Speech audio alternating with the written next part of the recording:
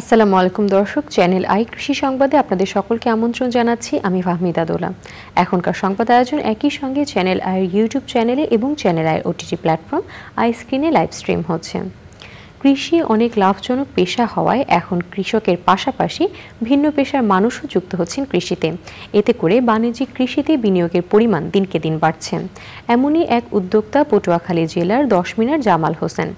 তিনি বড় পরিসরে মাছ চাষ আর সমন্বিত ফসল উৎপাদনে অল্প দিনেই পেয়েছেন দারুণ সাফল্যের সম্ভাবনা। বিস্তারিত জানাচ্ছেন শাইখ সিরাজ। উপকূল অঞ্চলের অনেক খাল ভরাট হয়ে যাওয়ায় শুষ্ক মরশুমে কৃষক সেচের অভাবে ধান আবাদ করতে পারছে না। বাড়ছে মাটির লবণাক্ততা, তাই অনেকে বিকল্প পেশা খুঁজে নিয়েছেন, অনেকে খুঁজছেন বিকল্প কৃষির। উদ্যোক্তা জামাল হোসেন তেমনই একজন। এই এলাকা পিছিয়ে পড়া এলাকা, আমাদের একটা ফসল হয়, বছরে 2-3টা ফসল হয় না স্যার। তো যেহেতু আমাদের 2-3টা ফসল হয় না, এক জমিনে তো আমাদের এক ফসলে তো আমাদের পোষাবে না স্যার।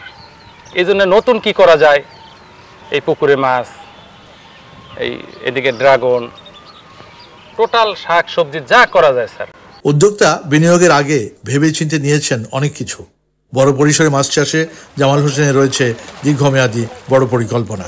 এখানে 25,000 মাছ ফেলাইছি স্যার। তা আলহামদুলিল্লাহ এই 1.5 বছরের মাথায় যেটি আমি 1 কেজি ফেলাইছি, এটার ওজন 7 কেজি প্লাস হয়ে গেছে। আমি এটা 5 বছর কন্টিনিউ করতে চাই। যেহেতু আমার 5 বছরে যদি আমার গড় ওজন 25,000-এর 5 কেজি করে আসে, তার প্রাইস হিসাব করলে যদি 500 আসে তাতে 5 কোটি টাকা আসবে স্যার।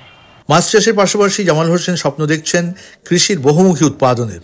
এই 20 একর জলায়তনের পাড় জুড়ে করেছেন বিভিন্ন সবজি ফসলের চাষ। পাড়গুলা তো স্যার আমি এবছর তো এই টমেটো দিয়েছি, আর অন্য ফল আছে, মরিচ আছে, আমার পেঁয়াজ, রসুন, আমি টুকটাক সবই আমি, আমার আম গাছ আছে।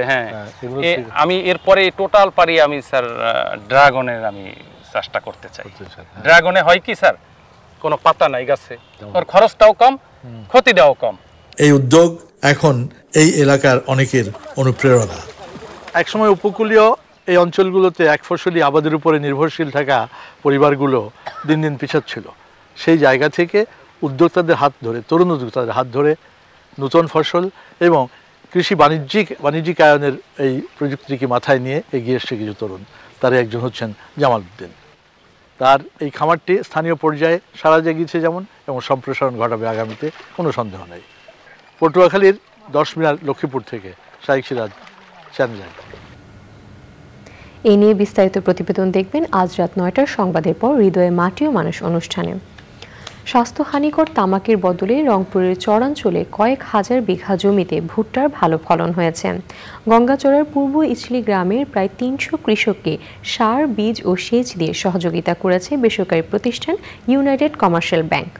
সিএসআর তহবিল থেকে মাত্র 2 কোটি টাকা বিনিয়োগ করে কমপক্ষে 7 কোটি টাকার ভুট্টার ফলন পাওয়ার আশা করা হচ্ছে।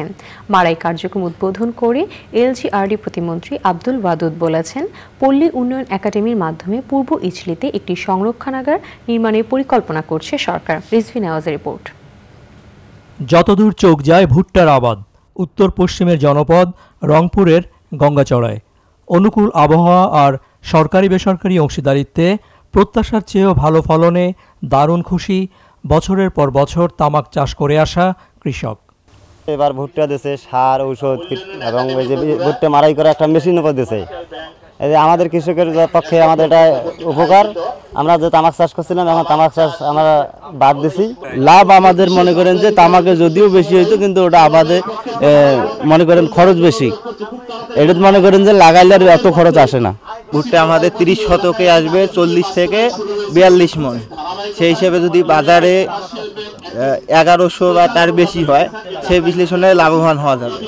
বাংলাদেশ ব্যাংকের তদারকিতে সামাজিক দায়বদ্ধতা তহবিলের আওতায় কৃষিতে বিনিয়োগ করেছে কয়েকটা বাণিজ্যিক ব্যাংক। তো আমরা 2 কোটি টাকা দিয়েছি। কৃষকের নিজস্ব কিছু ইনভেস্টমেন্ট আছে, আমরা এটা হ্যান্ডশেক করে করেছি। শুধু পুরোটাই আমরা ডোনেশন দেইনি, যাতে করে কৃষকের এক ধরনের ওনারশিপ থাকে সব মিলিয়ে। চরে উৎপাদিত ফসল বাজারজাতকরণে নিরবিচ্ছিন্ন যোগাযোগ সুবিধা নিশ্চিত করবে সরকার। আরডিএ এবং আমাদের পল্লী উন্নয়ন বোর্ড যেটা আছে, তাদের মাধ্যমে আমরা এই সব জায়গায় বিশেষ করে সংরক্ষণাগারের ব্যবস্থা করব। বিভিন্ন আমরা এনজিও সংস্থা এবং অন্যান্য পার্টনারকে ডাকবো, ডেকে বলবো এখানে আপনারা সংরক্ষণাগার করেন যেন আমার কৃষক দাম পায়। সরকারও সেখানে সচেষ্ট থাকবে। দ্রুত বিকাশমান প্রাণী সম্পদের খাদ্য তৈরিতে ভুট্টার ব্যাপক চাহিদা রয়েছে।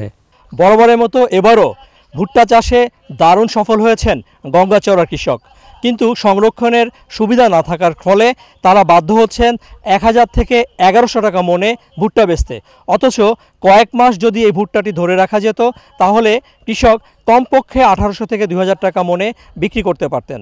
সরকার আশ্বস্ত করেছে ভুট্টা সংরক্ষণে এই চরাঞ্চলে পর্যাপ্ত ব্যবস্থা নেবেন। এই আশ্বাসটি যেন কেবল আশ্বাস না থেকে বাস্তবায়িত হয় সেই প্রত্যাশা।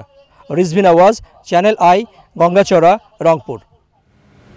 দর্শক, চ্যানেল আই কৃষি সংবাদের আজকের আয়োজন এই পর্যন্তই। পরবর্তী সংবাদ আয়োজন দেখার আমন্ত্রণ জানিয়ে শেষ করছি। ধন্যবাদ সবাইকে।